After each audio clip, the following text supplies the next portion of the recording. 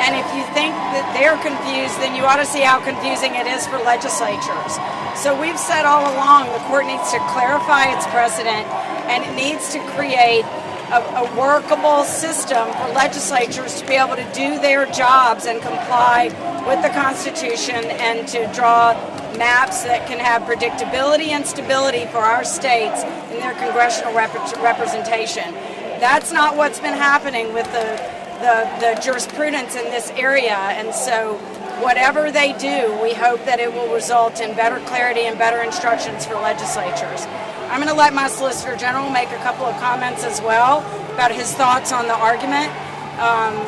It's a long day. We've had collectively 4.5 hours of argument across this whole case, and we're looking to, hopefully we'll see some results sooner rather than later.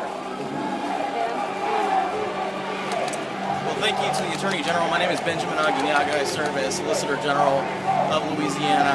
I think what you heard and saw today in the courtroom was a bench that was fully aware of the difficulties that the states have been in under the court's voting precedents. If you know Louisiana's story, you know that for the past couple of years, we have been struggling to find a map, a congressional map that satisfies the court's precedents. It's been extremely difficult. We argued it once earlier this year. We're back here. And what I told the court at the podium is, look, at the end of the day, we really need clarity. The states need clarity on how they're supposed to comply with the Voting Rights Act and with the Equal Protection Clause. I think at the end of the day, that's what we're hoping the court will give us. And the court was extremely engaged. I mean, a 2.5-hour argument these days is almost unheard of. So we're very grateful to the court for the time that it gave us and the ability it gave us to express, our concerns with the jurisprudence and how we think we can make it better. Don't have any questions before we over the broader implications of the court's ruling in this case? Well, every time they handle a Voting Rights Act case, it has enormous implications across the country, and we're talking about congressional representation. We've been mired in litigation over our congressional maps, not just during this decade, but since the 1990s. So, we think the court needs to clarify its own rulings and make some sense of them. And what we heard today is that that's really hard, even for them. The question. I know you said race should play no part in drawing these lines, but without those considerations, Louisiana, a state where 1/3 of the population is black, only had 1 out of 6 majority-minority districts. Do you see that as fair? So we've said all along that you have to look at how the population is distributed and look at how maps can be done legally and constitutionally. And that was the basis on which we defended the first map that we drew that was part of the Robinson litigation. And so, I think that we've been over and over this argument about proportionality. Proportionality is not the test. And so, I think we are all bound by the rules that apply. And the court has made that even more difficult with confusing precedent on telling legislatures what they can and cannot do. Milligan was the most recent case, not counting the Charleston County case. The Milligan case basically said you can think about race, but you can't think about it too much. That is not a workable standard. Our legislature passed a map that had been pre-cleared twice by the Justice Department and had been largely implemented after lengthy litigation involving prior maps where we did try and draw another majority-minority map that was struck down by the courts. So, our legislature has been acting in good faith, not just this decade, but for decades past, in trying to comply both with the Voting Rights Act and with this court's jurisprudence. It is an impossible task. And so, they need to fix this. This is real, the job is clear from our standpoint that the court needs to fix this because we think the court is what's broken the process to begin with. Good? You mentioned you don't feel Milligan's a workable standard, but obviously that decision just 2 years ago. Do you see any hurdles in trying to get the justice to reconsider the decision that was so recently handed down? In my opinion, that makes it easier to fix, not less easy to fix. I hope that they will see it that way. I mean, our case has just always been, I think, a good vehicle for illustrating the problems with the court's jurisprudence in this area. Our legislature has, in good faith, tried to comply, not just this time or the last time, but for decades. And, so they are the ones that have to struggle with making sense out of some very vague terms and very vague tests that have been created that just ensure that we are going to be bogged down in litigation no matter what we do. We are damned if we do, we are damned if we don't, and that's what our case illustrates. I just want to switch gears a little bit. Has an appearance date been set for Derrick Rose? I don't think his arraignment has been scheduled yet. I'm expecting it. I'm not promising, but I'm expecting that it will likely be a remote arraignment from Angola. What about the other 10 states? They've already been arraigned. And he's been charged, and we expect there to be an upgrade in those charges, but he has been charged, he just hasn't been arraigned. He was charged in absentia. He arraigned today and pled not guilty in court over Zoom. Oh, he just said he was arraigned today and pled not guilty over Zoom at Angola. So it happened while we were in court. Yeah. Good? All right, thank y'all very much.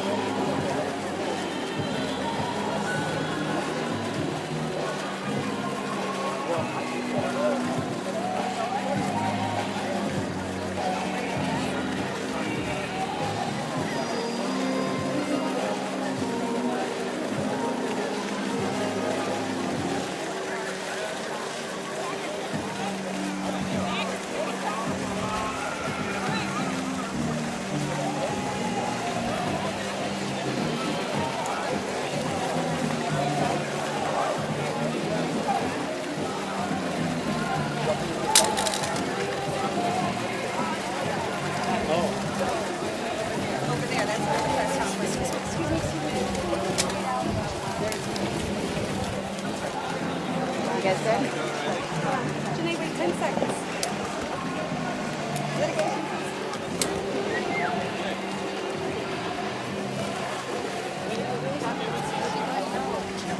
I know.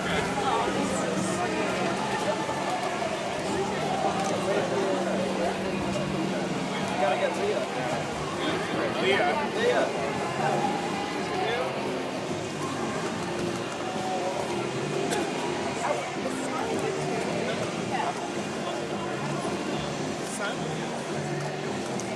So just go? Yep. Oh. Good afternoon. I'm Janae Nelson, President and Director Counsel of the Legal Defense Fund. We're just leaving the court after arguing Louisiana versus Calais, where the court asked some very challenging questions about the future of Section 2. We feel confident that if the court relies on its precedent, if it continues to have a commitment to the 15th Amendment and to this project of multiracial democracy, that it will rule in our favor. There has been no change in conditions or the law since it decided Allen versus Milligan a mere 28 months ago, where the court reaffirmed the constitutionality of Section 2, where the court rejected many of the specious arguments that our opponents have asserted on this second argument of the case. And so we feel very confident that the law is absolutely on our side. I want to take a moment, though, to thank our plaintiffs who have continued this fight, this battle, not only for fair congressional maps in the state of Louisiana, but fair legislative maps, fair judicial maps. It takes the will and spirit and courage of everyday people and voters to put themselves on the line, to commit themselves to often a very long and protracted project of ensuring our democracy. And while we are fighting for the rights for black voters in Louisiana and across the country to have an equal opportunity to participate in our electoral process, that win is a win for democracy. It is a win for all Americans. It is a win for the rule of law. And that is why we fight, because we believe in the future of this country, and we believe that black people have a right to be part of it and to self-determine who will represent them and to be part of the future of this country. And that is what Section 2 of the Voting Rights Act secures, and I'm happy to take your questions.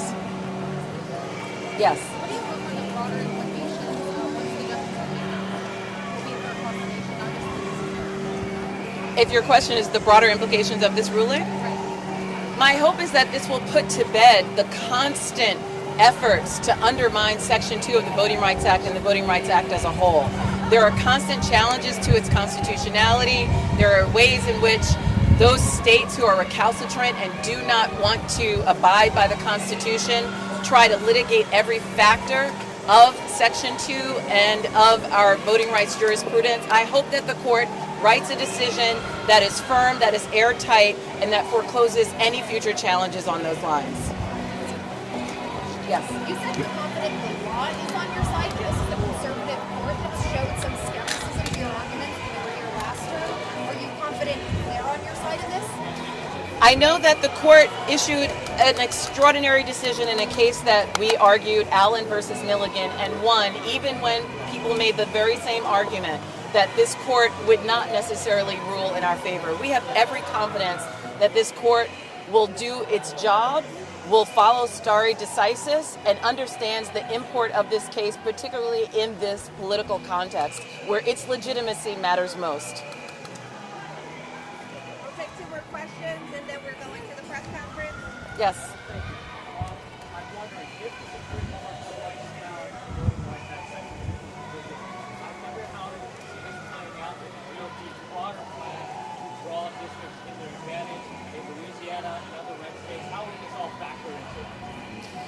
Well, we're a nonpartisan organization. We bring this case on behalf of voters regardless of who they vote for or what party they may or may not be affiliated with. What we care about is the right of every person to be able to vote without dilution, without discrimination, and that is our primary concern. We are not concerned with the objectives of political parties.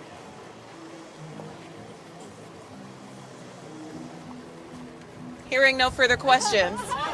Thank you. Thank you all.